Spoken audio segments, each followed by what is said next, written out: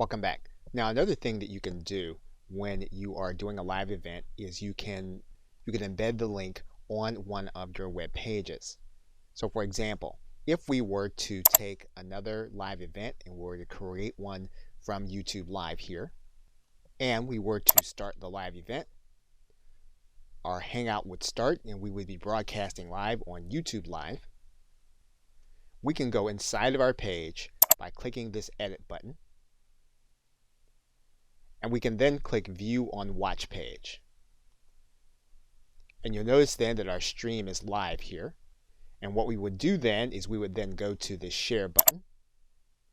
We would then click the Embed button. We can then take care of the embed options, grab the code, and then head to our website. And of course, we're just using WordPress as an example. You can use the site builder that you find most helpful. We're going to put in our code after a center code. Once we have it, we're then going to click Publish. And then we'll view our post here. Now you need to give the individuals instruction to click this button. But as soon as they did, they would then be watching our stream live as it happened. Okay, so with that, thanks, and I will see you in another video.